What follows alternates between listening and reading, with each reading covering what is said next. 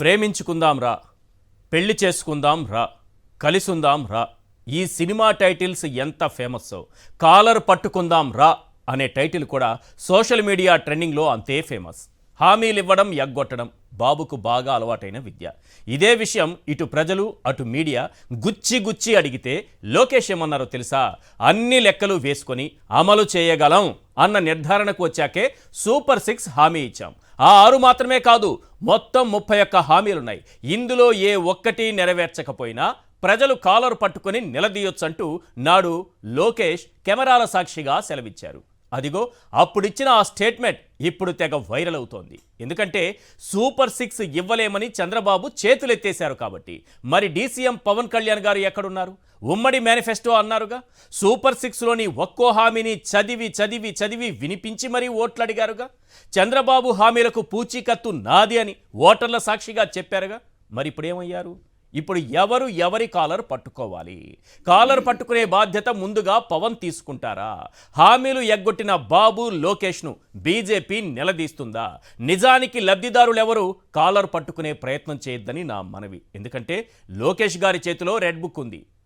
అడగండి, ఈ 5 ఏళ్ళు అడుగుతూనే ఉండండి, నిలదీయండి, ఈ 5 ఏళ్ళు నిలదీస్తూనే ఉండండి.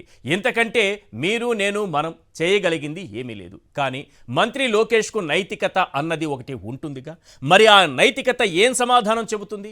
సూపర్ 6 ఎగ్గొట్టినందుకు కాలర్ పట్టుకోవాలా లేదా? ఆ నైతికతే సమాధానం చెప్పాలి. ఓ 10 ప్రశ్నలకు లోకేష్ గారి నైతికత ఏం సమాధానం చెబుతుందో చూద్దాం. Question number 1.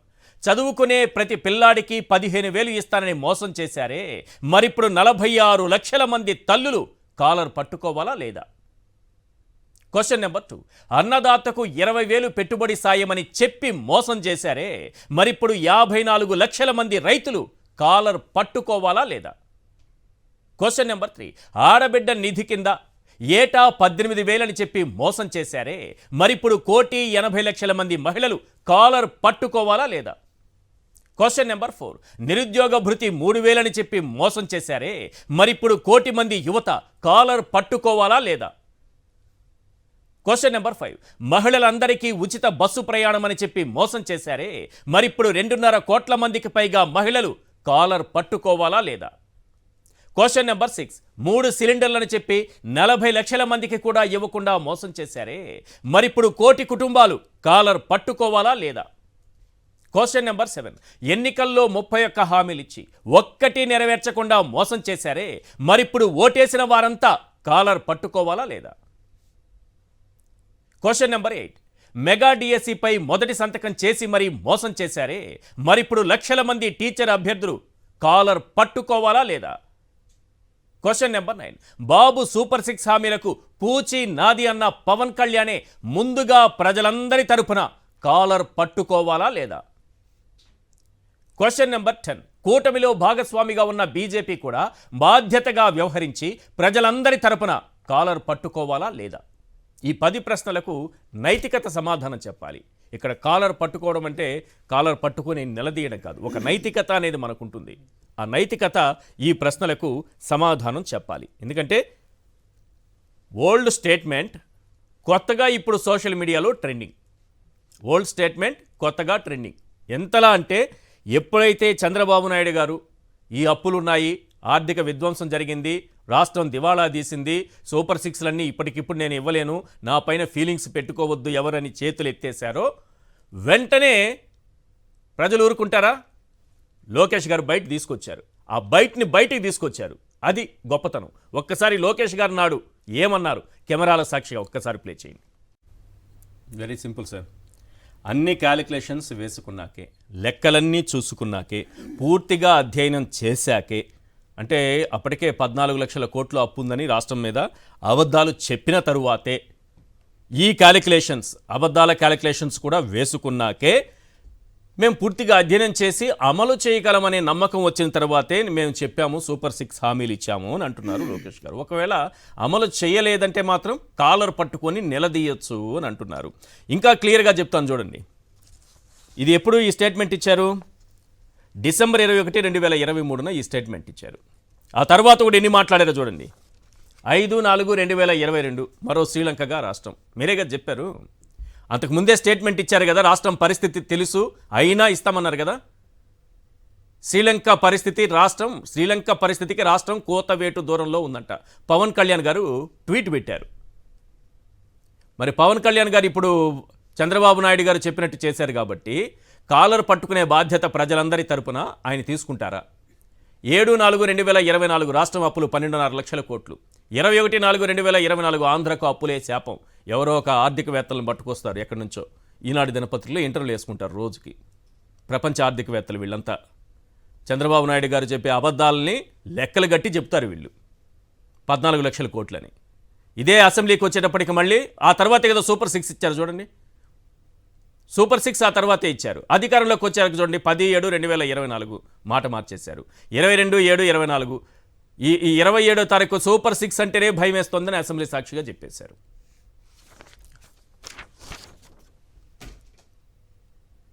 ఇది కూడా చూడండి 27/7/2024 12,93,260 కోట్లు ఆర్థిక విధ్వంసం అని అసెంబ్లీలో చెప్పారు. మళ్ళీ అదే అసెంబ్లీలో చూడండి 6,30,000 కోట్లని అన్నీ కలిపి కార్పొరేషన్ అప్పులు, ప్రభుత్వ గ్యారెంటీతో చేసిన అప్పులన్నీ కలిపి గతంలో చంద్రబాబు నాయుడు గారు 2014 నుంచి 19 వరకు రాష్ట్రాన్ని దివాళా తీయించిన అప్పుల నుంచి వారు అంతకుముందు ముఖ్యమంత్రిగా పనిచేసినటువంటి 9 ఏళ్ల కాలంలో చేసినటువంటి రాష్ట్రాన్ని ఆర్థిక విధ్వంసంతో 9 ఏళ్ల కాలం 95 నుంచి 2004 వరకు 9 ఏళ్ల కాలంలో ఎటువంటి విధ్వంసం సృష్టించారో అవన్నీ కూడా కలిపి రాష్ట్రం విడిపోయిన తరువాత వచ్చిన అప్పులు, మళ్ళీ చంద్రబాబు నాయుడు గారు 14 నుంచి 19 వరకు చేసిన అప్పులు, ఆ తర్వాత జగన్మోహన్ రెడ్డి గారు 5 ఏళ్ల కాలంలో చేసిన అప్పులు అన్నీ కలిపితే 6,30,000 కోట్లని అసెంబ్లీలో చెప్పారు. మరి ఇప్పుడు లోకేష్ గారు చెప్పినట్టు ప్రజలు ఏం చేయాలి?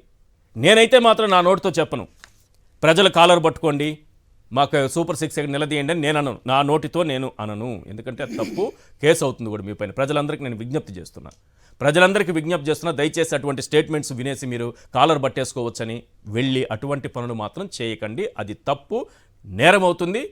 కాబట్టి మీరు అది చేయొద్దనేది నా విజ్ఞప్తి. రెండోది, నేను లోకేష్ గారికి, పవన్ కళ్యాణ్ గారికి, చంద్రబాబు నాయుడు గారికి కాలర్ లేని షర్ట్లు వేసుకొని తిరగండి. నేను వారికి కూడా ఒక జర్నలిస్ట్గా మధ్యవర్తిగా నేను విజ్ఞప్తి చేస్తున్నా. ఒక చిన్న బ్రేక్ తీసుకుందాం సార్.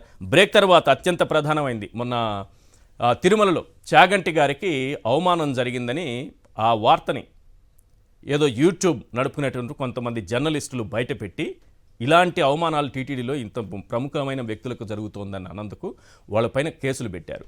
మరి తిరుపతి లడ్డూకు సంబంధించి అయోధ్యకు పంపించిన 1,00,000 లడ్డూల్లో జంతువుల కొవ్వు కలిసిందని పవన్ కళ్యాణ్ గారు ఇచ్చిన స్టేట్మెంట్ తప్పని ఆధారాలతో సహా దొరికిపోయింది. మరి ఇప్పుడు టీటీడీ చర్యలు తీసుకుంటుందా? పవన్ కళ్యాణ్ గారి మీద కేసులు పెడుతుందా? ఇవాళ చర్చలో పాల్గొంటున్నారు జూపూడి ప్రభాకర్ గారు, వైఎస్ఆర్సీపీ జనరల్ సెక్రటరీ, పురుషోత్తం రెడ్డి గారు, సీనియర్ అనలిస్ట్. ఎస్ జూపూడి గారు, సరే నైతికత నేను అనేది ఏంటంటే ఇప్పుడు కాలర్ పట్టుకోవాలా లేదా నేను విజ్ఞప్తి చేస్తాను. దయచేసి ప్రజలు ఎవరు ఇట్లా టెంప్ట్ అవ్వకండి. అది తప్పది, నేరం అవుతుంది కూడా. అది పక్కన పెట్టేద్దాం. నైతికత అనేది మనుషులకి చాలా అవసరం. ఈరోజు చంద్రబాబు నాయుడు గారు కానీ, లోకేష్ గారు కానీ, లేకపోతే పవన్ కళ్యాణ్ గారు కానీ ప్రజలకు సమాధానం చెప్పాల్సిన అవసరం ఉందా లేదా? కాలర్ పట్టుకోమని స్టేట్మెంట్ ఇచ్చేసి ఈ విధంగా మోసం చేయడం కరెక్టేనా? సార్, ముందుగా డెమోక్రసీలో దానికన్నా ముందు మీకు, పురుషోత్తం రెడ్డి గారికి, సాక్షి టీవీ ప్రేక్షకులకి గుడ్ ఈవినింగ్. డెమోక్రసీలో how to make a public policy, ఇది ప్రభుత్వంలోకి రాబోయే ముందు మనకు ఎన్నికలు జరుగుతాయి. ఎన్నికలు జరిగే సమయంలో ఇచ్చేటటువంటి ప్రామిసెస్ మామూలుగా నిన్నగాక మొన్న జరిగినటువంటి అమెరికా ఎన్నికలు అయితే అక్కడ ఇద్దరు ప్రెసిడెంట్లుగా నిలబడి ఉంటారు. ఇరు వర్గాలు, రెండు పార్టీల నాయకులు సుదీర్ఘకాలంగా ఒక 6 నెలలు ప్రజల్లోకి వెళ్తారు, డిబేట్లు పెడతారు. వాళ్ళు ఏమేమి చేయదలుచుకున్నారో ఆ పార్టీ కానీ వీళ్ళు కానీ మొత్తం ప్రజలకు చెప్తారు. ప్రజల నుంచి బయటకు వచ్చిన తర్వాత, అంటే గెలిచిన తర్వాత వాళ్ళు చెప్పిన వాటిని ఒక పాలసీగా తయారు చేస్తారు. That is called public policy. Policy తయారు చేయలేకపోతే అది నేరం అవుతుంది. నేరం అవటం అంటే ఏంటి? ఇక్కడ కాలర్ పట్టుకోవటం కాదు. ప్రజలు తిరిగి ఆ పార్టీని ప్రశ్నించి అవసరమైతే కోర్టులకు వెళ్తారు. మీ ప్రామిసెస్ విని, మీ మాటలు విని మిమ్మల్ని మేము గెలిపించాం, మా అమూల్యమైనటువంటి ఓటుని మీకోసం 4 సంవత్సరాలు పరిపాలించడం కోసం మేము ఇచ్చాం, అవును. కానీ మీరు దాన్ని పబ్లిక్ పాలసీగా తేవటంలో ఫెయిల్ అయ్యారు, కాబట్టి మిమ్మల్ని ఎందుకు దించకూడదు ఇక్కడి నుంచి. ఇది వెస్ట్రన్ కంట్రీస్లో, డెవలప్డ్ కంట్రీస్లో ఉన్నటువంటి ఒక మోడల్ అని అమెరికా వైట్ హౌస్లో ఎవరైతే ప్రెసిడెంట్గా ఎలక్ట్ అవుతారో ఆ ప్రెసిడెంట్కి పరిపాలనలో మెలకువలు నేర్పే క్రమంలో పబ్లిక్ పాలసీని ఎలా తయారు చేయాలి అని చెప్పే ఒక ట్యూటర్, ఒక ప్రొఫెసర్. నేను జెనీవా కొన్ని లీడర్షిప్ క్లాసెస్కి వెళ్ళినప్పుడు జెర్రీ అనే ఒక ప్రొఫెసర్ మాకు జెనీవా క్లాసులో చెప్పాడు how to make a public policy. 5 రోజులు ఒక క్లాసుని 5 రోజులు చెప్పాడు. ఆశ్చర్యం వేసింది.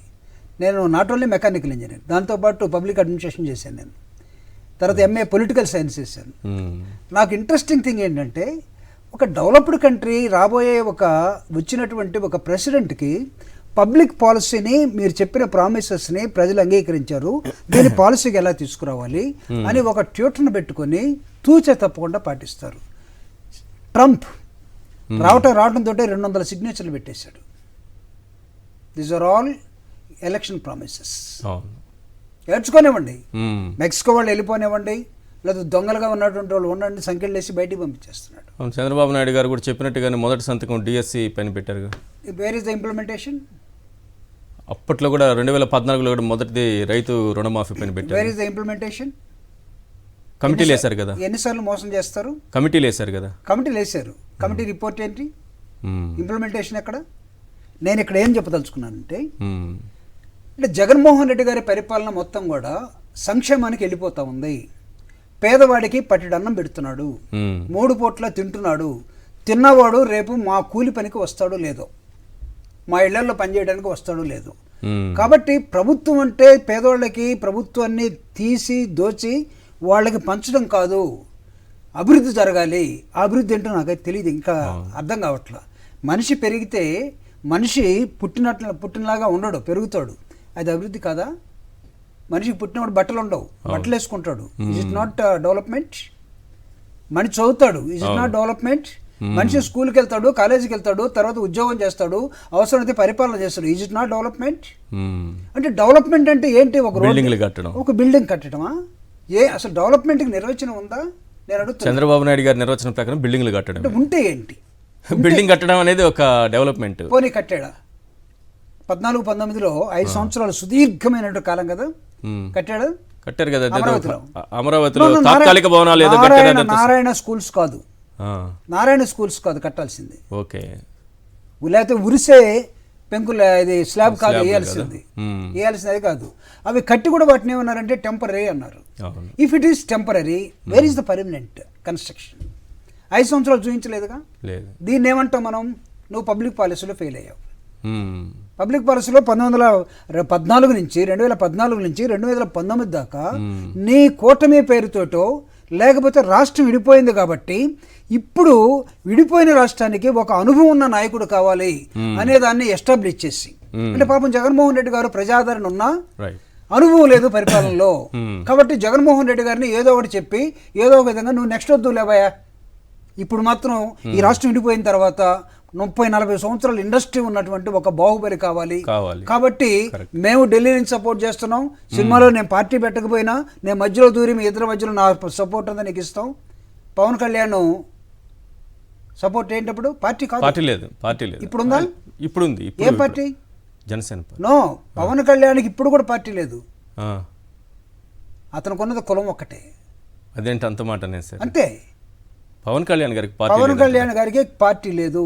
మొన్న 2019 ఎన్నికల్లో పోటీ సార్ ఉన్నది కులమే. మొన్న 24లో పోటీ చేయలేదా? పోటీ చేయొచ్చు, గ్లాస్ గుర్తు ఎలక్షన్ కమిషన్ ఇవ్వచ్చు, అది కులమే. గుర్తుపెట్టుకోండి, నేను చెప్తాను. తర్వాత దీన్ని నెక్స్ట్ ఎపిసోడ్లో ఇప్పుడు చంద్రబాబు నాయుడు గారు 2014 నుంచి 19 అంటే కుల నాయకుడు ఆయన, అంతకాకేముంది? ప్రజానాయకుడు కాదు, సమస్య లేదు. వస్తా దానిలోకి. మీరు చెప్పేది ఎలా ఉందంటే అమరావతి కుల రాజధాని అన్నట్టుగా, నాయకుడు అంటే ఈయన కుల నాయకుడు అన్నట్టుగా ఉంది సార్. ఆ స్టేచర్ కన్నా పైకి వెళ్ళలేదు సార్. ఆ స్టేచర్ కన్నా 2014లో ఆయన పార్టీ పెట్టకుండా ఇద్దరిని బ్లాక్మెయిల్ చేసి, ఇద్దరిని అటు ఇటు, ఎవరిని ఆడ డ్రెస్సులు వేసుకొని తిరుగుతాడు చూడు ఒక ఆయన,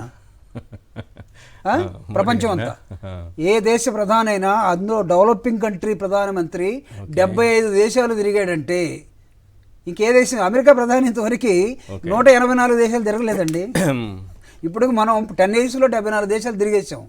దేశం పేద దేశం అయితే ఒక ప్రధానమంత్రి ప్రత్యేకమైన ఫ్లైట్ వేసుకొని ఇన్ని దేశాలు తిరగడు. పేదరికాన్ని 35% కన్నా ఈ దేశం నుంచి ఇంకా తగ్గించలేకపోతా ఉన్నాం. సిగ్గుపడాలి. దాని పక్కన పెడదాం.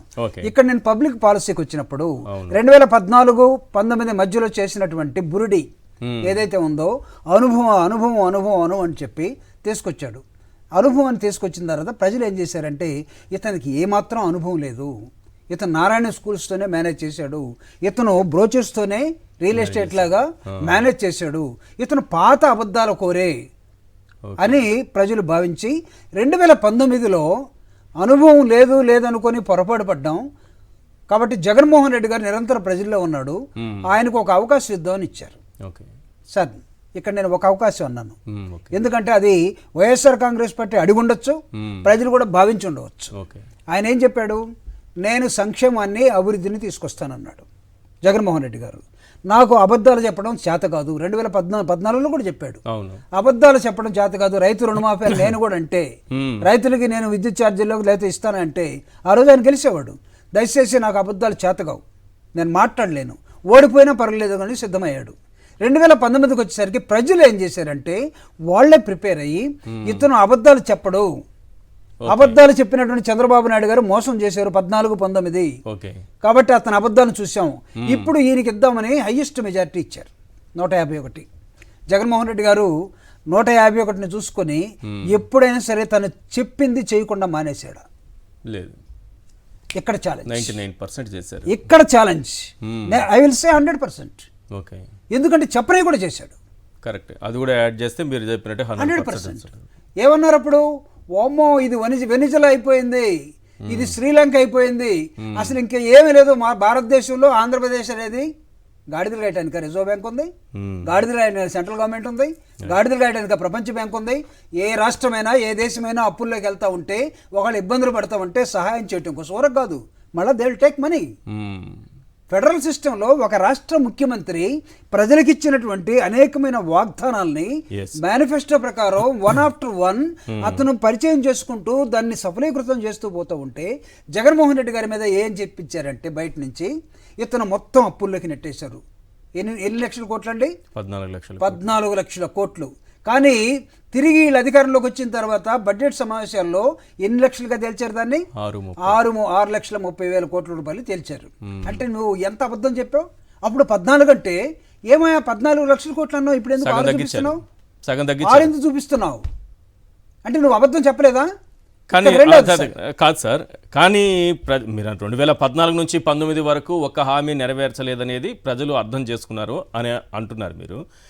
కానీ 2024లో మళ్ళీ అవకాశం ఇచ్చారు కదా, అంతకు మించి హామీలు ఇస్తే ఇక్కడ కాలర్ కూడా పట్టుకోమన్నారు కదా, మళ్ళీ నమ్మరేమో ప్రజలు. నేను ఇక్కడికి వస్తున్నా, అందుకే అంటే జస్ట్ గతం ఇంట్రడ్యూస్ చేసి మీకు లాస్ట్ టైం కూడా నేను చెప్పుంటాను. కళ్యాణ్ రావు గారు ఒక నవల రాశాడండి, అంటరాని వసంతం. దానిలో ఏమంటాడంటే జ్ఞాపకం గతం కాదంటాడు.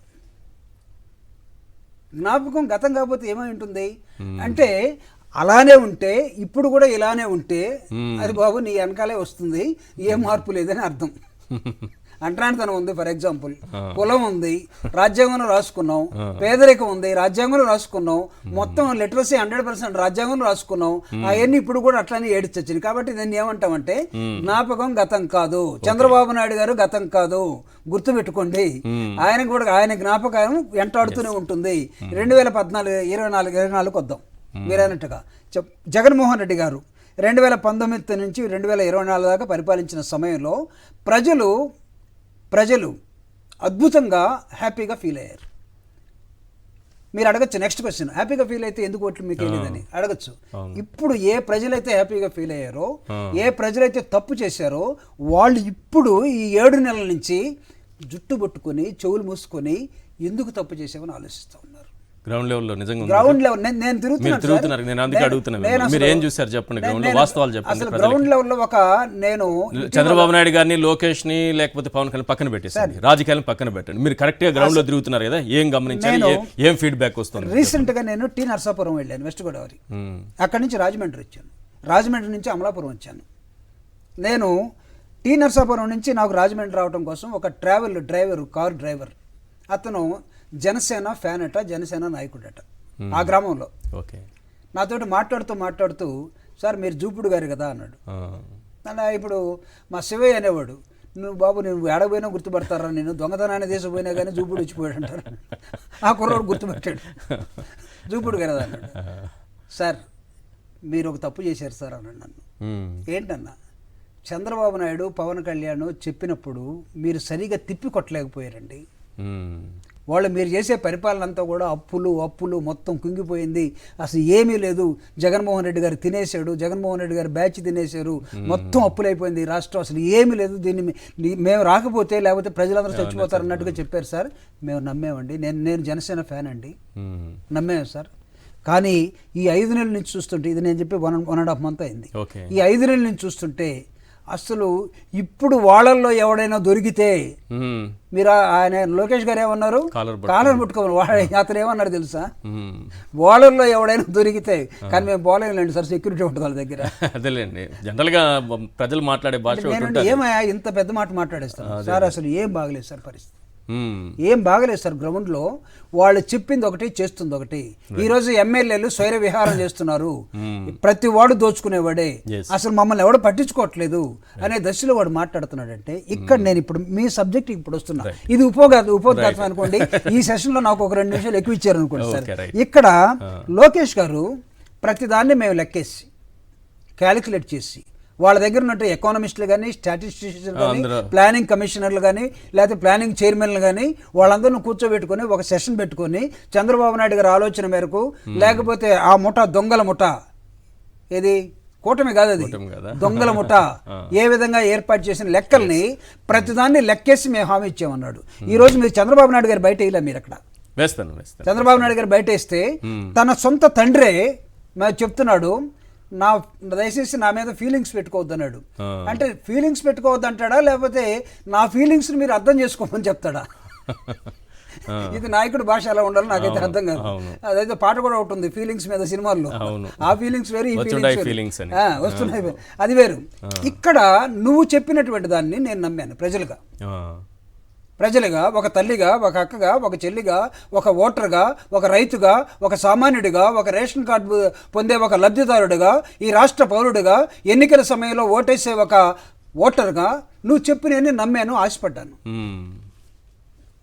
Now what you are telling, నన్ను అర్థం చేసుకో. ఆ రోజు ఏమన్నావు, మీరు ఓటు వేస్తే ఇదిగో ఇక్కడ 35 సంవత్సరాల అనుభవంతో చెప్తున్నా, నన్ను నమ్మండి. ఇప్పుడేమంటున్నావు, నాకు అర్థం కావట్లేదు, ఏమి నాకు మ్యాథ్సే రావు, నేను కాంపోజిట్ మ్యాథ్స్ కాదు, నేను జనరల్ మ్యాథ్స్, అది కూడా 35 మార్కులతో పాస్ అయిన వాడిని. మీరు అనుకున్నారేమో నేను 75 మార్కులు వచ్చినాయని, నేను ఆ విధంగా ఉన్నది కాదు. దయచేసి ఇప్పుడు నన్ను అర్థం చేసుకోండి. ఏమని, నేను ఆ రోజు అన్ని తప్పులు చెప్పాను, ఎలక్షన్లో గెలవడం కోసం మిమ్మల్ని అందరినీ మోసం చేశాను, ఒక మాయ. ఈ మాయలో ఉన్నదంటే ఎవరంటే సినిమా యాక్టర్ ఒక ఆయన, ఢిల్లీ నుంచి ఉన్నటువంటి మతంతో మాయ చేయదలుచుకున్నటువంటి వ్యక్తులు. నిన్నే చనిపోయారు, 30 మంది అని చెప్తున్నారు. వారణాసిలో 30 మంది కాదు, ఆడ కొన్ని 100 మంది చనిపోయారు. అవి వస్తాయి, లెక్కలు బయటకు వస్తాయి. హ్యూమన్ రైట్స్ వాళ్ళు అక్కడ పనిచేస్తున్నారు. ఇంత మాయా ప్రపంచంలో ఇచ్చినటువంటి వాగ్దానాల్ని మీరు అమలు చేయలేక చేతులెత్తేశారు. ఇప్పుడు నేను అడుగుతా ఉన్నా, మీ కొడుకు పాదయాత్రలో చేస్తున్నప్పుడు అయితే జాఫర్, నేను అనుకుంటా జాఫరేనా, జాఫర్ చాలా తెలివైన లాగా ఉంది, రికార్డు చేసి పడేసాడు. ఏమంటే మీరు ఇన్ని ఇస్తున్నారు కదా, మీరు చేస్తారంటే లేదు, ప్రతిదీ సైంటిఫిక్ గా చేసామన్నారు. ఎందుకంటే అతను ఇంజనీర్ కాబట్టి, సాఫ్ట్వేర్ ఇంజనీర్ కాబట్టి. ఇప్పుడు అడుగుతున్నాను నేను, పవన్ కళ్యాణ్ గారు వీటన్నిటికీ సాక్ష్యం. ఆ రోజు ఎలక్షన్ పార్టీ లేకుండా 14లో వాళ్ళతో గెలిపించిన అతను, గెలవడానికి ఉపయోగపడ్డ అతను, ఇప్పుడు తన సొంతంగా 21 సీట్లు తెచ్చుకొని, పొరపాటున మేమన్నామండి 175కి 175 అని మేము అనుకున్న ఆశపడ్డాము, కానీ 21 ఆయనకు వచ్చినాయి. అంటే మేము 175కి 170 వేస్తుంటే ఏంటంటే ఇది ఎన్నికలా, ఎలా అంటారు, 175కి ఎవడు గెలుస్తాడండి, ఏదో కొద్దిగా 150 160 చెప్పుకోవాలి అన్నారు. Right. నువ్వు 21 100% ఎలా గెలిచావు? ఏమైనా మాయిందా? నేను అడుగుతా ఉన్నా. లేకపోతే నిజంగా ఓట్లు వేస్తారా? ఓట్లు వేస్తే చంద్రబాబు నాయుడు గారు ఈరోజు చేతులు ఎత్తేస్తా ఉన్నాడు. నువ్వు ప్రశ్నించడం కోసం వచ్చావు. రైట్. నువ్వు అప్పుడప్పుడు మాట్లాడటం కాదు, కంటిన్యూస్గా మాట్లాడు. నేను పవన్ కళ్యాణ్ గారిని ఏం కోరుకుంటున్నానంటే దయచేసి అప్పుడప్పుడు కాకుండా, ఏది సంవత్సరానికి ఒక సినిమా లాగా కాకుండా ప్రతిరోజు మాట్లాడండి. మీరు ప్రతిరోజు ఈ ప్రజలకు ఇచ్చినటువంటి వాగ్దానాన్ని బయటికి తీసుకోండి. పవన్ కళ్యాణ్ గారికి రాష్ట్ర ప్రజలందరికీ మళ్ళీ ఒకసారి గుర్తు చేద్దాం. ఇక్కడ లోకేష్ గారి బయట ఇక్కడ ప్రజలు మీరు అన్నట్టుగా మీరు చాలా ప్రాధాన్యపడుతూ చెప్పారు, దయచేసి కాలర్లు పట్టుకోవద్దని. కానీ ప్రజలు కేసు పెట్టచ్చు. అబద్ధాల ప్రామిస్సులతోటి ప్రజలను నమ్మించి మోసం చేసిన మోసగాడి మీద కోర్టుకు వెళ్ళచ్చు. Election promises. ఒకవేళ కొన్ని లక్షల మంది కోర్టుకు వెళితే మీరు కాలర్లు పట్టుకోవద్దన్నారు. కాలర్లు పట్టుకుంటారేమని కాలర్ లేని టీ షర్ట్ వేసుకోమన్నారు. మీరు కాలర్ లేకుండా చొక్కా ఇవ్వడానికి కొడతారండి? టీ షర్ట్ అయితే ఉంటుంది కానీ ఉంటుందా? ఈ రాజకీయ నాయకులకే తెలియాలి అది. అలా ఎలా చెప్పేశారో అర్థం కావట్లేదు. ఒకసారి లోకేష్ గారు, పురుషోత్తం రెడ్డి గారు, ఈ స్టేట్మెంట్స్ ఏంటి సార్? ఈ విధంగా ఎన్నికల సమయంలో మాట్లాడేసి కాలర్లు పట్టుకోండి, నిలదీయండి, మమ్మల్ని కొట్టండి, చెంపదెబ్బ కొట్టండి, మొటికాయ వేయండి, ఇట్లా అన్నట్టుగా మాట్లాడేస్తారు. ఈరోజు ప్రజల్ని వాళ్ళు నిలదీయండి అని మనం అనలేం, కాలర్ పట్టుకొని నిలదీయండి అని మనం అనలేని పరిస్థితి. ఎందుకంటే ఒక నైతికత అనేది ఉంటుంది అని. కానీ ఈ రకంగా మాట్లాడి ప్రజలకి దొరికిపోతే ఎలా వీళ్ళు?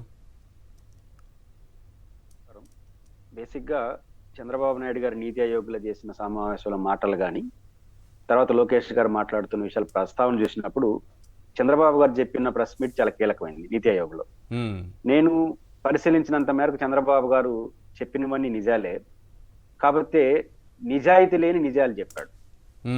నా ప్రైమరీ రిమార్క్స్ అంటే నిజాయితీ లేని నిజాలు చెప్పాడు. నిజాలే కానీ అందులో నిజాయితీ లేదు. ఎందుకంటున్నానంటే ఈ మాట, ఈరోజు చంద్రబాబు నాయుడు గారు ఏదైతే మాట్లాడారో ఇదే మాటలు ఎన్నికల ముందు జగన్మోహన్ రెడ్డి గారు కుడియడంగా మాట్లాడారు. వారు మరింత స్పష్టంగా చెప్పారు, ఆంధ్రప్రదేశ్ బడ్జెట్ కున్న పరిమితి ఏంటి, దాదాపు 2 లక్షల కోట్ల 1,90,000 కోట్ల రూపాయల ఫైనాన్షియల్ అవకాశాలు అనుకుంటే అప్పులు కాకుండా దాదాపు ఒక 10,000 కోట్లే మిగులుతాయి. అప్పులు, లేకపోతే వడ్డీలకు ఇవ్వాల్సినవి, ఉద్యోగస్తుల జీతభత్యాలు, జనరల్ అడ్మినిస్ట్రేషన్ అవన్నీ పోను ఒక 10,000 కోట్ల దాకా లిక్విడ్ మనకు మిగులుతుంది. ఓ 45 నుంచి 50,000 కోట్ల రూపాయలు మనం FRBM లిమిట్స్ లో లోన్స్ తీసుకునే అవకాశం ఉంటుంది. మొత్తంగా 50 నుంచి 60,000 కోట్ల రూపాయలు మాత్రమే మనం ఏదైనా సంక్షేమం కానీ ఇతర కానీ అభివృద్ధి కానీ చేసే వెసులుబాటు మనకు ఉంటుంది. ఆ రీత్యా నేను గత 5 ఏళ్లలో కుడియడంగా ప్రతి సంవత్సరానికి 65 నుంచి 70,000 కోట్లు ఖర్చు పెట్టడానికే నానా తంటాలు పడాల్సి వచ్చింది.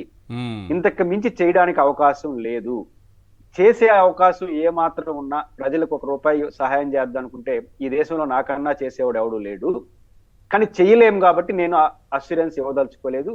పాత మేనిఫెస్టో కంటిన్యూషన్ డెవలప్మెంట్ చేస్తానని చెప్పి ఆయన మాట్లాడారు. ఆ సందర్భంగా చంద్రబాబు గారు చెప్పిన మాట, నీకు చేత కాదు, నువ్వు చేతులు ఎత్తేసినావు, నువ్వు కాడి వదిలేసినావు, నేను చేతి చూపిస్తానని చంద్రబాబు గారు మాట్లాడారు. అవును. కాబట్టి ఇప్పుడు చంద్రబాబు నాయుడు గారు ఆ రోజు జగన్మోహన్ రెడ్డి గారు ఎన్నికల మేనిఫెస్టో విడుదల సందర్భంగా చేసిన ఉపన్యాసాన్ని అటు ఇటుగా చంద్రబాబు గారు ఈ రోజు మాట్లాడుతున్నారు. అదే నిజాయితీ లేనితనం అంటున్నాను. నిజాలే చంద్రబాబు గారు చెప్పినట్టు ఖచ్చితంగా ఇప్పుడున్న సంక్షేమ పథకాలకు మించి ఇచ్చే పరిస్థితి లేదు, అదొక వాస్తవం, ఫైనాన్షియల్ సిచ్యువేషన్. కానీ జగన్మోహన్ రెడ్డి అధికారంలోకి వచ్చిన తర్వాత వాస్తవాన్ని ఒప్పుకుంటే ప్రయోజనం ఏముంది సార్? ప్రజలు నమ్మి ఓట్లేసిన వాళ్ళు మోసపోతున్నారు కదా. అదే నిజాయితీ లేనితనం అంటే ఏంటంటే, నేను ఆ రోజు అట్లా మాట్లాడడం తప్పు అని చెప్పాలి. కరెక్ట్. ఎన్నికలకు ముందు ఈ ఫైనాన్స్ సిచ్యువేషన్ తెలుసు, ఏదైనప్పటికీ నేను పొరపాటును చెప్పాను, మీరు నమ్మారు, కాస్త ఆలోచించుకోని ఒక మాట చెప్పుకుంటే రెండు కలిపేయండి. అట్లా చెప్పడం కంటే కూడా అధికారం కోసం నేను ఏ అబద్ధమైనా చెప్తానని చెప్పుకుంటేనే కరెక్ట్ అవుతుందేమో అని అనిపిస్తుంది. ఎందుకంటే ఇది ఒక అనుభవం కాదు కదా సార్. ఒక అనుభవం అయితే ఓకే, అక్కడ వరకు ఓకే. గతంలో 14లో అదే అనుభవం కదా. ఎన్ని అనుభవాలు చెప్పినా ఫైనాన్స్ కి భిన్నంగా నేను అష్యూరెన్స్ ఇచ్చాను, మీరు ఎక్కువ ఆశలు పెట్టుకోవద్దండి అని చెప్పుకుంటే ఈక్వల్ అయి ఉండేది. అంటే డబ్బులు లేవు కాబట్టి ఇవ్వలేను, ఎన్నికలకు ముందు అవి తెలిసినా కూడా మీరు హామీ ఇవ్వడం మీరు చేసిన తప్పు అనేది ప్రాథమికమైన. కానీ ఇప్పుడు మనం ప్రత్యేకించి మాట్లాడుకునేది లోకేష్ గారి వ్యాఖ్యల గురించి మాట్లాడుతున్నాం కదా సార్. అన్ని క్యాలిక్యులేషన్స్ వేసుకున్నాం, అమలు చేయగలమా లేదా ఒక నిర్ధారణకు వచ్చాం, ఒక అధ్యయనం చేశాం పూర్తి స్థాయిలో, అప్పుడే మేము ఈ హామీలు ఇచ్చాము అని చెప్తున్నారు. అని చెప్పిన సందర్భానికి కూడా నేను కొన్ని చూపించాను. అప్పటికే రాష్ట్రం 14 లక్షల కోట్లు అప్పని చెప్తున్నారు వాళ్ళు. మీకు మాకియావెల్లి అనే సుప్రసిద్ధ పొలిటికల్ సైంటిస్ట్ ఒక ఆయన ఉన్నాడు. సుదీర్ఘ కాలం ముందు చరిత్రలో మాకియావెల్లి మంచి పొలిటీషియన్ ఎవరంటే ఒక డెఫినేషన్ చెప్పాడు. మంచి పొలిటీషియన్ ఎవరంటే జనానికి విపరీతమైన హామీలు ఇవ్వాలి.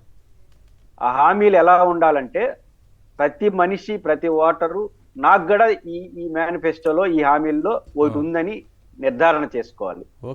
రెండు, రేపు రివ్యూ చేసేటప్పుడు హామీలు అమలు కాకపోతే ఇంతటికి ఏ హామీ అమలు కాలేదో తెలుసుకోలేనంత గందరగోళంలో ఉండాలి హామీలు. అంటే అంటే ఆయన మాకియావెల్లి చెప్పింది, నేను చెప్పింది కాదు. గుడ్ పొలిటీషియన్ అంటే ఎవరంటే ఆయన చెప్పింది. అల్టిమేట్ గా మేనిఫెస్టోకి క్రైటీరియా చెప్తాడు ఆయన అద్భుతంగా. మేనిఫెస్టోకి క్రైటీరియా ఏంటంటే అమలు కాదట, జనం నమ్మాలి అంటాడు. మేనిఫెస్టో క్రైటీరియా ఏంటంటే జనం నమ్మాలి. కరెక్ట్. మేనిఫెస్టోలో ఏదైనా అమలు కాకపోతే ఇంతటికి ఏ హామీలు అమలు కాలేదో కన్ఫ్యూజ్ లో పడిపోవాలి. ప్రతి ఒక్క హామీ చూసిన తర్వాత నాకు కూడా దీంట్లో భాగం ఉంది అని నమ్మాలి. ఇది మాకియావెల్లి శతాబ్దాల క్రితం చెప్పినటువంటి మాట. కాబట్టి ఇప్పుడు రాజకీయ పార్టీలు దాన్ని పాటిస్తున్నట్టున్నాయి. పాయింట్ ఏంటంటే చంద్రబాబు నాయుడు గారు ఒక విషయాన్ని నేను మెచ్చుకోవాలి కూడా. ప్రతి పార్టీ ఆయన గుర్తించాడు ప్రజలు. ఇప్పుడు జూపూడి ప్రభాకర్ రావు గారు మాట్లాడుతూ నేను కొన్ని గ్రామాలు తిరిగినప్పుడు ప్రజల రియాక్షన్ వస్తా ఉందనేది జూపూడి ప్రభాకర్ రావు గారు ఇప్పుడు గుర్తించాడు. చంద్రబాబు గారు చాలా రోజుల క్రితం గుర్తించాడు కాబట్టి ఫీలింగ్స్ వచ్చేస్తున్నాయి. ఆయన కరెక్ట్ గా మాటే. ప్రజల్లో ప్యానిక్ సిచ్యువేషన్ వచ్చేస్తుంది. ప్రజల్లో ఇంకా చేస్తారేమో అని అనుకుంటే అది తిరుగుబాటుగా మారుతుంది. అంటే చంద్రబాబు గారు కరెక్ట్ సార్, ఒక ప్రభుత్వం ఏర్పడ్డాక 7 నెలల కాలంలోనే ముఖ్యమంత్రి గారే నా పైన వ్యతిరేకత వస్తుంది భయపడి ఓపెన్ గా మాట్లాడే పరిస్థితి ఎట్లా వస్తుంది 7 నెలల కాలంలో? దీనికి కారణం ఏంటంటే జగన్మోహన్ రెడ్డి గారే. జగన్మోహన్ రెడ్డి గారు మేనిఫెస్టోకి సంక్షేమాల అమలు పథకానికి కొత్త రూపం ఇచ్చాడు. మేనిఫెస్టో జగన్మోహన్ రెడ్డి గారు మీకు సెక్రటేరియట్ అప్పుడు బ్లాక్ లోకి వెళ్తే ఆయన పోతూ ఉంటే మేనిఫెస్టో అంశాలు కనపడతా ఉంటాయి. ఏ ముఖ్యమంత్రి అట్లా సాహసం చేయడు. మేనిఫెస్టో 2 రోజులు మూసిపడేస్తారు. కానీ జగన్మోహన్ రెడ్డి గారు ఏం చేశారంటే నాకు పోయేటప్పుడంతా అదే గుర్తు రావాలని కోసం మేనిఫెస్టో పెట్టాడు. పైపెచ్చు గడప గడపకు ప్రభాకర్ రావు గారు వాళ్ళందరినీ పంపించి పోయి చెప్పండి మేనిఫెస్టో గురించి మళ్ళీ చెప్పండి అంటే ఎవరు ఎన్నికలైన తర్వాత మేనిఫెస్టో చెప్పమని చెప్పారు. ఆయన చెప్పించినాడు. ఆ రకంగా మేనిఫెస్టోకి ఇచ్చిన హామీలకి ఒక వాతావరణం తీసుకురావడమే కాకుండా జగన్మోహన్ రెడ్డి గారు ఎందుకు చంద్రబాబు గారు తొందరగా గుర్తించారంటే వైసీపీ కన్నా ముందు జగన్మోహన్ రెడ్డి గారు ఎన్నికల మేనిఫెస్టోని ఎన్నికల క్యాంపెయిన్ లో వైసీపీ మేనిఫెస్టో కన్నా చంద్రబాబు గారి మేనిఫెస్టోని తీసుకెళ్ళాడు ఎక్కువగా. ఏమని? ఇది సాధ్యం కాదు, నమ్మద్దండి. ఇది అంటే ఈ రాష్ట్రంలో ప్రతి ప్రజలకి 2 వాయిస్లు వెళ్ళాయి ఈశ్వర్ గారు. చంద్రబాబు నాయుడు గారు నేను ఇది చేస్తానన్న వాయిస్ వెళ్ళింది, జగన్మోహన్ రెడ్డి గారు ఇది చేయలేరు అన్న వాయిస్ 2 వెళ్ళింది. ఇప్పుడు ప్రతి మనిషిగా తెలుసు కాబట్టి రింగ్ అని మోగుతా ఉంటుంది. ఇప్పుడు ఏ విషయం వచ్చినా ఇంతకుముందు మేనిఫెస్టో గానీ ఎన్నికల మేనిఫెస్టోలో ఇచ్చిన హామీల విషయంలో ఇంత చర్చ జరగలేదు. జగన్మోహన్ రెడ్డి గారు ఛాలెంజ్ గా తీసుకొని చర్చ పెట్టాడు. అవును. నేను ఈ మధ్య కాలంలో హైదరాబాద్ పోయినప్పుడు ఒక ఇంటలెక్చువల్ నాతో ఒక మాట అన్నాడు. జగన్మోహన్ రెడ్డి గారు చేసిన తప్పు ఏంటంటే ఆయన ఉదాహరణ చెప్తూ రిస్క్ జగన్ గారు చేసింది తప్పుగా ఆయన భావించాడు. ఆయన ఏమంటాడంటే ప్రతి మేనిఫెస్టోలో లక్షల మంది జనాన్ని కూడేసుకొని జగన్మోహన్ రెడ్డి ఇదిగో చంద్రబాబు గారు ఇట్లాంటి హామీలు ఇస్తున్నాడు, ఈ హామీలు అమలు సాధ్యం కాదని చెప్పే ప్రజల్ని ఎడ్యుకేట్ చేసే ప్రయత్నం ఆయన చేసినాడు. వాళ్ళేమో ఈయన అనుష్ఠిస్తాడని చూద్దామని ఓట్లు వేసినారు. చివరికి జగన్మోహన్ రెడ్డి గారు తన సభకు జనం పిలిపించి అప్పుడు చేశాడు. ఇది తప్పు అంటే పొలిటికల్ గా తప్పు అంటాడు ఆయన. జగన్ గారి ఆయన ఆలోచన ఏంటంటే నమ్మద్దని చెప్పడం, ఇది సాధ్యం కాదని చెప్పడం. ఇంత చర్చ జరిగిన తర్వాత ప్రజల్లో మారుమోకుండా ఉంటుందా? ఇది చంద్రబాబు నాయుడు గారు వైసీపీ కన్నా ముందు గుర్తించాడు. గుర్తించే మరింత కాలం నడపకూడదు.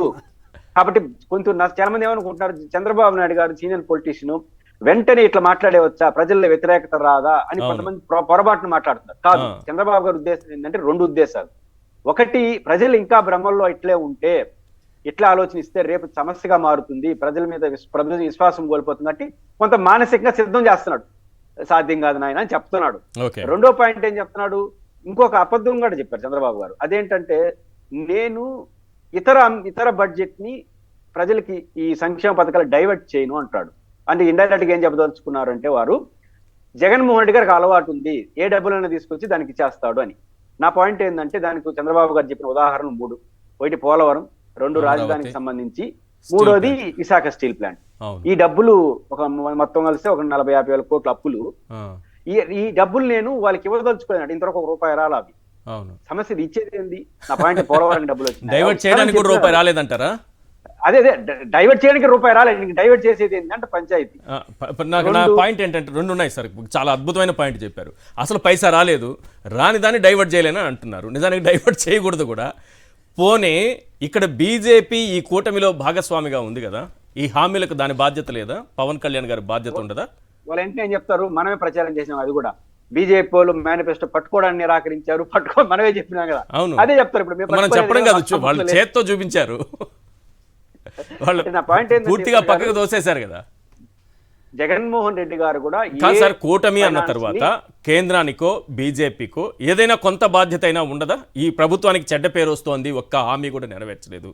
సో కేంద్రం కొంత సాయం చేయొచ్చు కదా, లేదా బీజేపీ పరంగా కొంత ఒత్తిడి తెచ్చి కేంద్రం నుంచి తీసుకురావచ్చు కదా, ఏమైనా అవకాశం ఉంటుంది? సాధ్యం కాదు ఈశ్వర్ గారు, సాధ్యం కాదు. మన కోరికలు బట్టి ప్రభుత్వాలు మారు. నీకు ఆంధ్రప్రదేశ్కి ఇస్తే తెలంగాణకి ఇద్దా, అదే జగన్మోహన్ రెడ్డి గారు కూడా మాక్సిమం ప్రయత్నం చేస్తాను, ఇంకా సాధ్యం కాదనే ఇంతకు మించి చేయకూడదని చెప్పింది ఆయన హామీలు.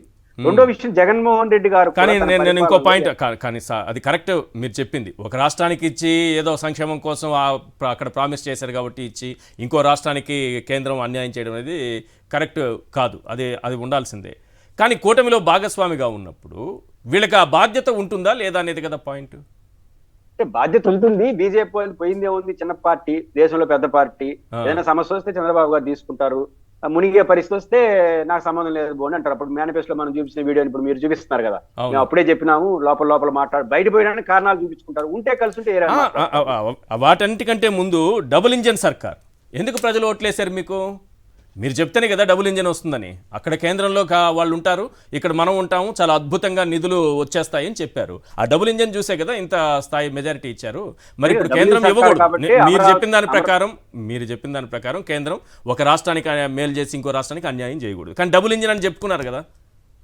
నేనంటే డబుల్ ఇంజన్ సర్కార్ కాబట్టి విభజన చట్టం ప్రకారం రాజధానికి ఉచితంగా కార్యాలయాల నిర్మాణం డబ్బులు ఇవ్వాలి, దాన్ని ఎగ్గొట్టేసి అప్పు తీసిస్తున్నారు. వీళ్ళు డబుల్ ఇంజన్ సర్కార్ ఎలాంటిదంటే విభజన చట్టం ప్రకారం రాజధానిలో ఉన్నటువంటి అసెంబ్లీ సెక్రటరియట్ కేంద్ర ప్రభుత్వం డబ్బులతో కట్టాలి, దాని పక్కన పెట్టేసి అప్పు ఇస్తున్నారు. డబుల్ ఇంజన్ సర్కార్ అంటే అప్పు ఇవ్వడం అనమాట, ఉండేది ఎగ్గొట్టేసి అప్పు ఇవ్వడం. ఇది ఎక్కడ డబుల్ ఇంజన్ సర్కార్. రెండో పాయింట్, ఇప్పుడు చంద్రబాబు గారు నేను ఖచ్చితంగా చెప్పదలుచుకుంది, జగన్ గారు కూడా ఎక్కడ కూడా ఇతర పాతకి డబ్బులు తీసుకొచ్చి ఇక్కడ పెట్టలా. జగన్మోహన్ రెడ్డి గారు అమరావతి పోలవరం డబ్బులు తీసుకొచ్చి పెట్టేయడం ఏం చేయలేదు, సాధ్యం కూడా కాదు, ఎవరు చేయరు. కాబట్టి ఇప్పుడు వైసీపీ గాని బాధ్యత గల వ్యక్తులు చేయాల్సిన పని ఏంటంటే, చంద్రబాబు గారు ఎన్నికల్లో హామీలు ఇవ్వడమే చేసిన తప్పు, ఒకటి పాయింట్. రెండో పాయింట్, జగన్మోహన్ రెడ్డి గారు సంక్షోభం నెట్టేసినాడు, అప్పులు పాలైపోయింది, ఇవన్నీ కారణాలు కావు. ఆనాడు కూటమి వాళ్ళు ఓట్ల కోసమో అధికారం కోసమో ఆచరణ సాధ్యం కాని హామీలు ఇచ్చారు కాబట్టే ఈ రోజు అమలు అవుతున్నారనే ఏకసూత్రమే ప్రజల్లోకి వెళ్ళాలి తప్ప ఇతరితర కారణాలు వెళ్లకుండా చూసుకోవాల్సిన బాధ్యత. ఇప్పటికైనా చంద్రబాబు నాయుడు గారు హానెస్ట్ గా, నేను రాజకీయ ప్రత్యర్థిగా మాట్లాడట్లేదు, ఒక అనలిస్ట్ గా హానెస్ట్ గా ఆ రోజు నేను హామీలు ఇవ్వడం చేసిన తప్పు అని ఒక మాట చెప్పితే నైతికత ఉంటుంది, లేకపోతే మీరు ఏం చెప్పినా మీకే రివర్స్ అవుతుంది అనేది వాళ్ళు గుర్తించాలి. రైట్, కన్క్లూడ్ చేయండి సార్ మీరు. ఈ పవన్ కళ్యాణ్ కానీ లేకపోతే బీజేపీకి కానీ బాధ్యత ఉంటుందని అంశం అంటే ఇప్పుడు ఖచ్చితంగా ఉండాలండి. అకౌంటబిలిటీ అనేది కూటమిలో ఉన్నప్పుడు ఖచ్చితంగా ఉండాలి. ఉండకపోతే దాన్ని ఫలితం ఖచ్చితంగా రాబోయే ఎన్నికల్లో వాళ్ళు అనుభవిస్తారు. ఇక్కడ నేను ఒకదాన్ని నేను డైవర్ట్ చేయను, ఇదే పెద్ద బూతు. నేను డైవర్ట్ చేయను దేనికి? పోలవరానికి, స్టీల్ ప్లాంట్కి, అమరావతికి. అసలు భారతదేశంలో బడ్జెట్ హెడ్స్ అన్ని మార్చకుండా యాజ్ ఇట్ ఈస్గా చేసినటువంటి చరిత్ర ఎక్కడైనా ఉందా? సెంట్రల్ గవర్నమెంట్ నుంచి స్టేట్ గవర్నమెంట్ దాకా నేను అడుగుతున్నా, ఎక్కడ ఉందా? ఉంటే మనం దాన్ని తీసుకొచ్చి నేను ఇవ్వలేనని చెప్పడం ఒక బాధ్యతతో కూడుకున్న వ్యవహారం. లేదు, అంటే మొన్నటిదాకా నువ్వు చేసిన పరిపాలన అంతా కూడా ట్యాంక్ బండ్కి ఎస్సీ ఎస్టీ సప్లైనర్ని తీసుకెళ్లి ట్యాంక్ బండ్ క్లీనింగ్ అని పెట్టావుగా, ఎస్సీ ఎస్టీ సప్లైనర్ని తీసుకెళ్లి అవుటర్ రింగ్ రోడ్డు పెట్టుకున్నారుగా, ఎస్సీ ఎస్టీ సప్లైనర్ డబ్బులన్నీ తీసుకెళ్లి మీరు అనేకమైనటువంటి గ్రామ పంచాయతీలు పెట్టుకున్నారుగా. రాయలసీమ, ఉత్తరాంధ్ర 7 వెనుకబడిన జిల్లాలకు కేంద్రం ఇచ్చినటువంటి ఒక్కొక్క జిల్లాకి 50 కోట్ల రూపాయల లెక్కన ఇచ్చినటువంటి 3 ఏళ్ల పాటు ఇచ్చినటువంటి 1,050 కోట్లు డైవర్ట్ చేశారని ఆపేసింది కేంద్రం ఆ రోజు. ఆపేసింది కదా. అంటే నువ్వు అసలు వెనుకబడిన జిల్లాలకు ఖర్చు పెట్టమని డబ్బులు ఇస్తే దాన్ని డైవర్ట్ చేసేసారు చంద్రబాబు నాయుడు గారు. అందుకే ఆపేసామని వాళ్ళు చెప్పారు, ఇది చేయలేదు కాబట్టి. కానీ ఇతను ఇప్పుడు ఎందుకు చెప్తున్నాడంటే నేను డైవర్ట్ చేయదలుచుకోలేదు, చేసే అనుభవం ఉందంట. అనుభవం ఉంది కాబట్టి కాదు, చేసి చూపించండి అంటారా ఇప్పుడు there is a condition from the central government. Yes there is a condition. Okay నువ్వు స్పష్టమైనటువంటి అబద్ధాల హామీలు బోల్డ్ ఇచ్చున్నావు. దీనిలో మళ్ళీ నువ్వు ఈ తీసుకెళ్ళి అటు ఇటు పెట్టి చేస్తే ప్రతిదానికి యూసీలు అడుగుతారు. కాబట్టి నువ్వు జాగ్రత్తగా వాడు అనే ఒక కండిషన్ మీద తీసుకొచ్చినటువంటి, ఇంకా తీసుకురాలా ఇస్తున్నటువంటి వాటివి. అంటే నేను డైవర్ట్ చేయను అని జనాలకి ఎందుకు చెప్తున్నాడంటే సత్యహరిచంద్రుడు అనుకోవాలా? నీ గతం ఏంటి అసలు?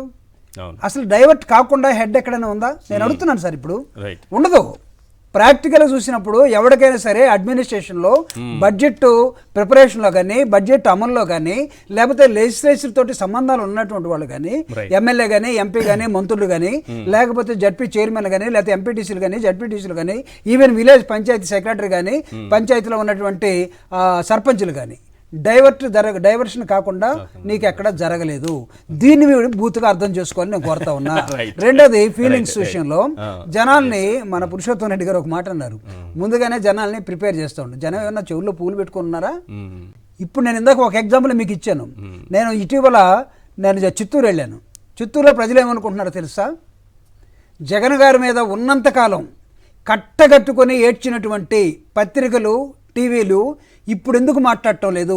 ఇది చంద్రబాబు నాయుడు గారు కూటమి పొరపాటే కాదండి. ఆ 5 సంవత్సరాలు జగన్మోహన్ రెడ్డి గారు ఉన్నప్పుడు ప్రతి దాన్ని భూతద్దంలో చూపించినటువంటి ఎవరైతే వంతబాడారో వాళ్ళందరూ కూడా దీని మీద బాధ్యత తీసుకోవాలి. నైతికత అని మీరు ఒకటి ఎత్తారు ఇక్కడ. ఈ నైతికత ఎక్కడి నుంచి రావాలి?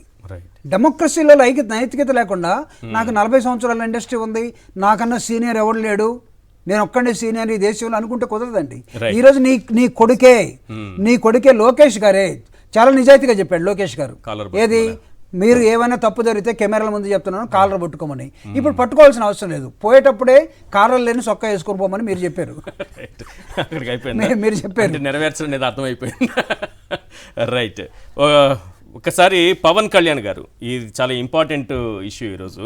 పవన్ కళ్యాణ్ గారు టీటీడీ లడ్డూ అంశంలో, తిరుమల తిరుపతి దేవస్థానం వెంకటేశ్వర స్వామి లడ్డూల అంశంలో ఏదో సనాతన వేషం వేసుకుని ఆయన చేసినటువంటి హంగామా, చంద్రబాబు నాయుడు గారు లడ్డూలకు కొవ్వు పూశారని అనగానే ఆయన దూకేసి మొత్తం తన సనాతన ధర్మాన్ని తన భుజం పైన వేసుకొని ఆయన చేసినటువంటి కామెంట్స్. ఒక్కసారి లడ్డూల విషయంలో ఏం మాట్లాడారనేది, అయోధ్యకు 1,00,000 లడ్డూలు వెళ్ళాయి తిరుమల నుంచి, వాటి విషయంలో ఏం మాట్లాడారనేది ఒక్కసారి అది ప్లే చేయండి, వాస్తవాలు ఏంటో ప్రజలకు చూపిద్దాం ప్లీజ్. గత కొంతకాలంగా కల్తీ నెయ్యితోటి, జంతువు కొవ్వుతోటి కలిపిన ప్రసాదాలు ఏడుకొండల వాడికి నైవేద్యంగా పెడతారు. అదే ప్రసాదాలు ఆంధ్రప్రదేశ్ నుంచి 1,00,000 లడ్డులు చేసి ఆ కల్తీ నెయ్యితోటి అయోధ్య రాముడికి పంపిస్తారు.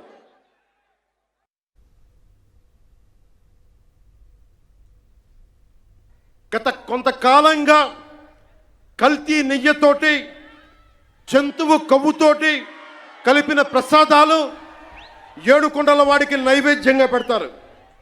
అదే ప్రసాదాలు ఆంధ్రప్రదేశ్ నుంచి 1,00,000 లడ్డులు చేసి ఆ కల్తీ నెయ్యితోటి అయోధ్య రాముడికి పంపిస్తారు. రైట్. అయోధ్య రాముడికి కల్తీ నెయ్యితో చేసినటువంటి, జంతువుల కొవ్వుతో చేసినటువంటి లడ్డూలు పంపించారని అన్నారు. ఈ జంతువుల కొవ్వు కలిసింది, కల్తీ నెయ్యి, ఈ అంశంపైన ఇప్పటికే సిబిఐ ఎంక్వైరీ జరుగుతోంది. అవి పక్కన పెడితే అయోధ్య వరకు సపరేట్ చేద్దాం దీన్ని, ఎందుకంటే పవన్ కళ్యాణ్ గారు తీసుకున్నటువంటి లైన్ కదా ఇది. అయోధ్యకు వెళ్ళినటువంటి 1,00,000 లడ్డూలకు సంబంధించి ఆ నెయ్యి, ఏ నెయ్యి వాడారు, ఇప్పుడు ఏ కంపెనీ పైన అయితే దర్యాప్తు చేస్తున్నారో, విచారణ చేస్తున్నారో దానికి సంబంధం లేదు. దానికి సంబంధం లేకుండానే టీటీడీ బోర్డు మెంబర్ ఇచ్చినటువంటి నెయ్యితో ఆ లడ్డూలు తయారు చేసి, 1,00,000 లడ్డూలు తయారు చేసి అయోధ్యకు పంపించారు. ఒకసారి జాతీయ దినపత్రికల్లో ఏమొచ్చిందో ఆ వార్తను ఒక్కసారి చూపించాను. ఎస్, ఇండియన్ ఎక్స్ప్రెస్లో క్లియర్గా he said the TTD trust board member Sourav Bora and former board member J. Rameshwar Rao had donated 2,000 kg each of pure and traditional ghee. The laddus were packed by Srivari Sevaks and will be transferred to Ayodhya from Tirupati airport through a special cargo by air cargo, and arrangements is made by board member Satchandra Reddy. ఇది టీటీడీకి సంబంధించినటువంటి TTD board member Sourav Bora. Next మనకి ఇంకో దినపత్రిక Times of India, ఇందులో క్లియర్గా ఉంది. TTD board member Sourav Bora donated give worth 30 lakhs to the Tirupati trust and asked the management to utilise it for the preparation of laddus distribution to the Ram bhaktas. TTD board member అయినటువంటి సౌరవ్ బోరా అనేటటువంటి board member ప్రత్యేకంగా 30 లక్షల విలువ చేసేటటువంటి నెయ్యినిచ్చారు. ఈ నెయ్యిని దేనికి వినియోగించమన్నారంటే అయోధ్య రామునికి అక్కడికి పంపేటటువంటి 1,00,000 లడ్డూల తయారీకి వినియోగించనని చెప్పి ఆయన ఇచ్చారనేది వార్త. మరి ఒక టీటీడీ బోర్డు మెంబర్ ఇచ్చినటువంటి నెయ్యిని, ఆ నెయ్యితో తయారు చేసినటువంటి లడ్డూలని, ఆ లడ్డూలని అయోధ్యకు పంపిస్తే జంతువులకు పంపించారని పవన్ కళ్యాణ్ గారు దుష్ప్రచారం చేశారు. టీటీడీ ప్రతిష్టను దిగజార్చారనడానికి ఆధారాలు చూపిస్తున్నాను నేను. మొన్నటికి మొన్న చాగంటి గారు తిరుమల వెళ్ళారని, ఆయన దర్శనం విషయంలో ప్రోటోకాల్ పాటించలేదని వాస్తవాలను వెలుగులోకి తెచ్చినటువంటి లేదంటే అనలైజ్ చేసినటువంటి యూట్యూబ్ ఛానల్స్ పైన, మరీ ముఖ్యంగా వైఎన్ఆర్ ఓ సీనియర్ జర్నలిస్టు పైన కేసు పెట్టారు. తిరుమల ప్రతిష్ట దెబ్బతింది అని. ఆయనే స్వయంగా వైకుంఠం నుంచి నడుచుకుంటూ వెళ్ళారు, క్యూ కాంప్లెక్స్ నుంచి. ఆయన అడిగిన దాని ప్రకారమే చేశాం, కానీ ఈ ప్రోటోకాల్ విషయంలో ఏమి ఇబ్బంది కలగలేదు. ఇది టీటీడీ ప్రతిష్టకు దెబ్బ అన్నారు. మరి 1,00,000 లడ్డూల పైన పవన్ కళ్యాణ్ గారు చేసినటువంటి కామెంట్ చాగంటి గారికి మించింది కదా తిరుపతి లడ్డు పవిత్రత. చాగంటి గారిని నేను తక్కువ చేయట్లేదు, వారికి మించింది ఇది. వెంకటేశ్వర స్వామి ప్రసాదం అంటే ఆయన తక్కువ చేసి చెప్పడం కాదు. అంతటి పవిత్రమైన లడ్డూ పైన దానికి దెబ్బతినేలా, ఆ పవిత్రత దెబ్బతినేలా పవన్ కళ్యాణ్ గారు ఈరోజు మొన్న మాట్లాడినటువంటి సనాతని వేషం ద్వారా మరి పవన్ కళ్యాణ్ గారి మీద కేసు పెట్టాల్సినటువంటి అవసరం ఉందా లేదా టీటీడీ? చర్యలు తీసుకోవాల్సినటువంటి అవసరం ఉందా లేదా టీటీడీ? పవన్ కళ్యాణ్ గారే చెప్పనివ్వండి. పోని చాగంటి గారికి ఏదో అన్యాయం జరిగిందని జర్నలిస్టుల పైన కేసులు పెట్టేస్తున్నారు కదా, టీటీడీ ప్రతిష్ట దెబ్బతిందని. మరి పవిత్రత ఎక్కడ లడ్డూలో ఉంది, దాన్నే దెబ్బతీసిన వాళ్ళని ఏం చేయాలి? పవన్ కళ్యాణ్ గారు సమాధానం చెప్పాలి. సార్ మీరేం చెప్తారు సార్? పురుషోత్తం రెడ్డి గారు, ఇంత దారుణం ఏంటి? మరి ఇప్పుడు తిరుపతి పవిత్రత, లడ్డూల పవిత్రత దెబ్బతినదా? ఈశ్వర్ గారు, బేసిక్ గా 2 పాయింట్లు సార్. ఒకటి, శ్రీవారి లడ్డుల విషయంలో సిబిఐ విచారణలో ఉంది, సుప్రీంకోర్టు పరిధిలో విచారణ జరుగుతుంది కాబట్టి వాళ్ళు తేల్స్తారు. 2 అంశాలు ఏంటంటే, ఒకటి శ్రీవారి ఆలయం, శ్రీవారి అడ్మినిస్ట్రేషన్, టీటీడీ అడ్మినిస్ట్రేషన్ ప్రపంచంలోనే అన్ని దేవాలయాలకు ఒక రోల్ మోడల్, ఒక పటిష్టమైన వ్యవస్థ ఉంది. 7,000 మంది పర్మనెంట్ ఎంప్లాయీస్, ఒక 10,000 పైచిలకు మంది కాంట్రాక్ట్ ఎంప్లాయీస్ తో అద్భుతంగా నడుస్తున్నట్టు వ్యవస్థ. ఒక శ్రీవారి పరకామణి లేకపోతే శ్రీవారి లడ్డు తయారీలోనే వైశాఖవన బ్రాహ్మణులు 500-600 మంది ఉంటారు. అవును. అంటే మన శాస్త్రం ప్రకారం బ్రాహ్మణులు కూడా కాదు, వైశాఖన బ్రాహ్మణులే లడ్డుల ఉత్పత్తిలో పాల్గొనాలి, వాళ్ళకి పరకామణి సిబ్బంది సహాయం చేస్తారు. అంత అంతటి పటిష్టమైన వ్యవస్థలో ఎలాంటి అపరాధాలు కానీ అస్తవ్యస్తమైన విధాలు జరిగే అవకాశం లేదు. అది సిబిఐ వాళ్ళు తేల్చినవ్వండి. ఈ పాయింట్కి వచ్చినప్పుడు కరుణాకర్ రెడ్డి గారు తిరుమల తిరుపతి దేవస్థానం ట్రస్ట్ బోర్డు చైర్మన్ గా ఉన్నప్పుడు అయోధ్యలో రామాలయం ప్రారంభించారు. ఆ ప్రారంభించినప్పుడు ఉత్తరప్రదేశ్ ప్రభుత్వం ప్రధానమంత్రి కార్యాలయం విజ్ఞప్తి మేరకు టీటీడీ డిపార్ట్మెంట్ నుంచి 10 సార్లు, 4-5 సార్లు అనుకుంటారు, 10 సార్లు 4-5 సార్లు వెళ్ళి ఒక రకంగా వాళ్ళకి గైడ్ చేసి వచ్చారు, క్యూ లైన్ లెట్టమని వీళ్ళకున్న ఎక్స్పీరియన్స్ తో. ఆ కంటిన్యూషన్ ప్రాసెస్ లోనే కరుణాకర్ రెడ్డి గారు వచ్చిన బోర్డు ఒక తీర్మానం చేసింది. ఆ తీర్మానం ఏంటంటే, ఆ సందర్భంగా హిందూ దేవాలయం కాబట్టి శ్రీవారి ఆలయం నుంచి కూడా 1,00,000 లడ్డులు అక్కడ ఉన్న భక్తులకి ప్రసాదంగా శ్రీవారి మాము భాగస్వాములు అవుతాం అయోధ్య ఆవిష్కరణలో అని చెప్పి కరుణాకర్ రెడ్డి గారి బోర్డు తీర్మానం చేసింది. ఈ తీర్మానానికి సంతోషించినటువంటి సౌరభ్ బోరా గారు ఆ రోజు బోర్డు మెంబరు, బహుశా ఈ రోజు కూడా వారు బోర్డు మెంబర్ ఉన్నారు, మహారాష్ట్ర నుంచి ఎక్కడో నుంచో ఉన్నారు. ఆ బోర్డు మెంబరు ఆ రోజు స్పందించి, ఒక మంచి పవిత్రమైన కార్యక్రమం కాబట్టి స్పందించి ఆయన ఏం చేశాడంటే, నేను డొనేట్ చేస్తాను ఆ పవిత్ర కార్యక్రమం టీటీడీ చేస్తున్నాయి కానీ నేను డొనేట్ చేస్తానని చెప్పి ఆయన మాజీ బోర్డు మెంబరు రామేశ్వరరావు గారు కలిసి, తమాషా ఏంటంటే నాకున్న అవగాహన ఈశ్వర్ గారు, బేసిక్ గా టీటీడీలో ఏదైనా డొనేషన్ ఎట్లుంటాయంటే, ఇప్పుడు నెయ్యి రెగ్యులర్ గా టీటీడీ కొంటా ఉంటుంది ఏజెన్సీ ద్వారా, దానికి డబ్బులు ఇస్తారు ఎవరు? డొనేటర్స్. మీరు 1,00,000 లడ్లకి అయ్యే ఖర్చు ఎంత ఉంటే అని చెప్తే నేను ఇస్తాను అని. ఇందుకు భిన్నంగా ఈయన సౌరభ్ బోరా గారు ఆయన దాని మీద ఉన్న అమితమైన ప్రేమతో ఆయనే స్వచ్ఛమైన నెయ్యిని తీసుకొచ్చి టీటీడీకి ఇస్తే టీటీడీ వాళ్ళు ఆ లడ్డులు వాడారనేది మనకు అర్థమవుతోంది ఈ నిర్ణయాలు బట్టి. మ్మ్. ఇప్పుడు పవన్ కళ్యాణ్ గారు చెప్పింది నిజమైతే, ఏది 1,00,000 లడ్డుల్లో వాడుంటే ఇప్పుడు ఎవరిని అరెస్ట్ చేయాలి? సౌరభ్ బోరా గారిని అరెస్ట్ చేయాలి. ఎందుకంటే నగిలిని నిందించింది ఆయనే కాబట్టి. అంతే కదా, లెక్క అంతే అవుతుంది కదా. అంటే పవిత్రమైన కార్యక్రమానికి ఎంతో పవిత్ర హృదయంతో చాలా పవిత్రంగా భక్తి భావంతో నెయ్యి సరఫరా చేసినందుకు టీటీడీ బోర్డు మెంబర్కే శిక్ష పడాలా? కాదు, మీరు తెచ్చిచ్చారు, మేము వాడామండి. బోర్డు మెంబర్ తెచ్చిచ్చారు, వాడారు. మీరు ఇప్పుడు ఏం చెప్తున్నారు? సర్టిఫికేట్ ఉప ముఖ్యమంత్రి. కాబట్టి బేసిక్ గా ఏంటంటే ఇప్పుడు సౌరభ్ బాబు గారు బోర్డు మెంబర్ గా ఉన్నారు కాబట్టి ఇప్పుడు ఖచ్చితంగా పవన్ కళ్యాణ్ గారి పాలసీ ప్రకారం ఆయన అరెస్ట్ చేయాలి. అరెస్ట్ అంటే బాధ్యులు అవుతారు కదా. అరెస్ట్ అంటే అదే ఇంకా బాధ్యులు అవుతారు కదా. బాధ్యులు అవుతారు. మనం బాధ్యతాయుతమైన స్థానంలో ఉన్న వాళ్ళు మీ రాజకీయ ప్రత్యర్థి కోసం ఏది పడితే అది మాట్లాడద్దండి. మాట్లాడితే వ్యవస్థ నష్టపోతుంది, భక్తుల మనోభావాలు దెబ్బతింటాయి. ఇది మంచిది కాదు. ఇప్పటికైనా పవన్ కళ్యాణ్ గారు ముందాగా కొన్ని ఉపసంహరించుకుంటూ ఉంటాడు కదా ఆయన. నేను మన క్షమాపణలు చెప్పినాడు. ఇప్పుడైనా కనీసం క్షమాపణలు చెప్పకపోతే నేను అట్లా మాట్లాడి ఉండాల్సింది కాదు. తిరుపతి బాలాజీ కాలనీలో నేను పొరపాటు సమాచారంతో మాట్లాడాను చెప్పితేనే గౌరవం. నాకు వచ్చిన సమాచారం తప్పుడు సమాచారం, పరిశీలించుకోకుండా మాట్లాడానని చెప్తే ఇంకా గౌరవంగా ఉంటుంది. బాగుంది. ఇప్పుడు కోర్టులో జరిగింది అవన్నీ సిబిఐ తేలుస్తుంది. మనం ఇంకా కోర్టు పరిధిలో మనకు అనవసరం.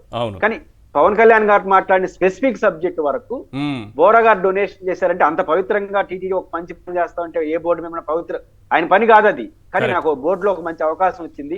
దేవుడి కార్యక్రమంలో నేను కూడా ఆయన ఉత్తరాదివాడు కాబట్టి అటు అయోధ్య మీద ప్రేమ, ఇటు టీటీడీ బోర్డు మీద ప్రేమతో చాలా గౌరవప్రదంగా ఆయన టీటీడీకి సహాయం చేశాడు.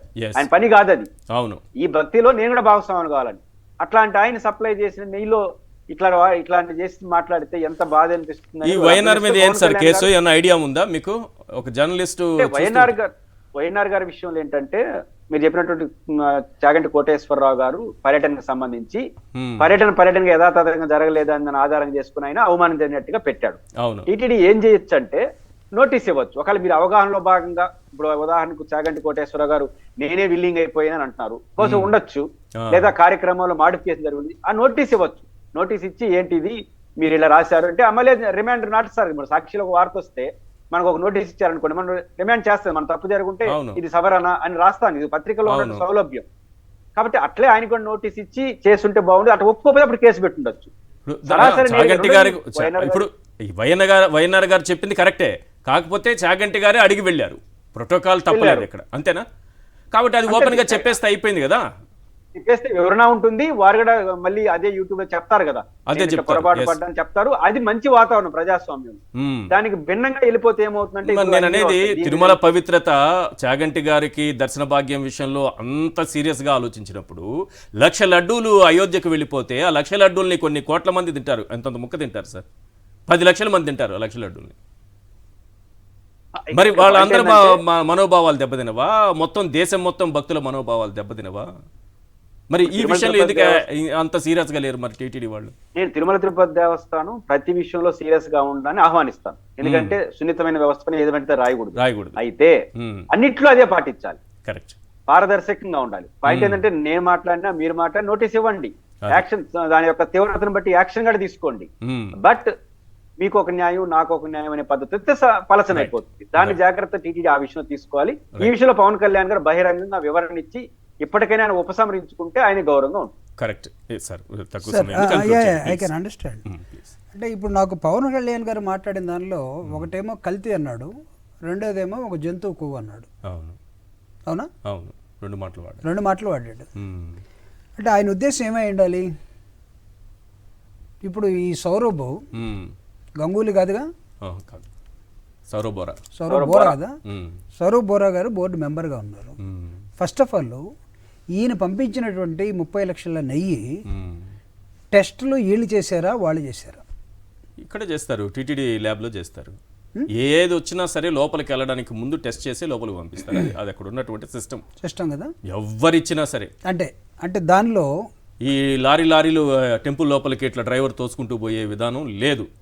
అది సింపుల్గా జనానికి అర్థం కావాలి కాబట్టి. రెండు వైలేషన్ పురుషోత్తం రెడ్డి గారు చెప్పినట్టుగా ఎవరైనా డొనేట్ చేయదలుచుకుంటే మీరు కొనండి నేను డబ్బులు ఇస్తున్నా అన్నారు. కానీ ఇక్కడ నేనే ఇస్తున్నాను తీసుకోమన్నారు. అవును, డబ్బులు ఇవ్వాలి ఆయన. కాబట్టి ఇచ్చారు. నెయ్యి స్వచ్ఛమైన నెయ్యి ఇచ్చారు. ఇచ్చాడు, స్వచ్ఛమైన నెయ్యి అనుకుందాం మనం. అవును. కానీ పవన్ కళ్యాణ్ గారి దృష్టిలో ఆయన స్వచ్ఛమైన నెయ్యి ఇవ్వలేదని ఆ నెయ్యి సౌరభ్ గారు ఇచ్చారన్న విషయం పవన్ కళ్యాణ్ గారికి తెలుసా తెలియదా? ఏదో రకంగా వైఎస్ఆర్సీపీ గత బోర్డు పైన నెట్టేయాలని ఆయనకి తెలుసో తెలియదో ఏదో ఒక రకంగా ఆ బోర్డు మీద వేసేయాలి. ఆయన ఇప్పుడు కూడా ఉన్నాడు కదా, ఈ బోర్డు ఈ బోర్డుకి వచ్చారు మళ్ళీ. బోర్డు వైఎస్ఆర్ది కాదుగా. నెక్స్ట్ బోర్డుకి కూడా ఉంటారేమో తెలియదు. వరుసగా 3 సార్లు 3 టైమ్స్ ఇలాంటి బ్యాచ్ సౌరవ్ బోరా ఇలాంటి బ్యాచ్ ఒక ½ డజన్ పీపుల్ ఉన్నారు సార్ బోర్డులో. సరే, ఆయన భక్తితో ఇచ్చారు సార్. ఇచ్చేసారు. ఇప్పుడు దాన్ని ఏదో ఒక విధంగా జగన్మోహన్ రెడ్డికి గత బోర్డుకి రుద్దాలని పవన్ కళ్యాణ్ గారు అటువంటి కామెంట్స్ చేయడం. నేనేమంటానంటే నీకు పవన్ కళ్యాణ్ గారికి ఉన్నటువంటి ఆవేశం ఏదైతే ఉందో దానిలో సబ్జెక్ట్ మర్చిపోతాడు. ఇది సినిమా అయితే రీల్ కట్టండి, ఏడు మళ్ళీ ఈ మాట మనం మాట్లాడిన రీల్ కట్ ఉండదు కదా, మీలాంటి వాళ్ళు రికార్డ్ చేసి పెట్టేస్తారు కదా. ఇప్పుడు లోకేష్ గారు దొరికినట్టు ఇప్పుడు లోకేష్ గారు ఏమో కాళ్ళబడు, ఈయనేమో పాపం 30 లక్షలు ఇచ్చిన దాన్ని టెస్ట్ చేసి లోపల పంపిన దాన్ని కూడా ఇది జంతువుదా లేకపోతే కల్తీ అంటే మళ్ళీ వేరు ఉండొచ్చు, నెయ్యి బదులు ఇంకోటి వేరేది ఏమన్నా పెట్టి ఉండొచ్చేమో, అంటే జంతువు కొవ్వు కాకుండా. ఇప్పుడు అది ఎలాగో మనకి టెస్ట్ లో ఉంది కాబట్టి అది సిబిఐ చూసుకుంటుంది. ఈ సబ్జెక్టే సెపరేట్, అయోధ్యకు పంపించిన లక్షల రూల్ అనేది సెపరేట్ సబ్జెక్ట్. పవన్ కళ్యాణ్ గారు అనవసరమైన వాటిల్లో తనది కానటువంటి సబ్జెక్టులో ఎలా ఫింగరింగ్ చేస్తారో ఎలా టింకరింగ్ చేస్తాడో ఇది దయచేసి అర్థం చేసుకోవాలి. టీటీడీ సీరియస్ గా ఉండాలా లేదా ఈ అంశంలో? ఖచ్చితంగా ఉండాలి.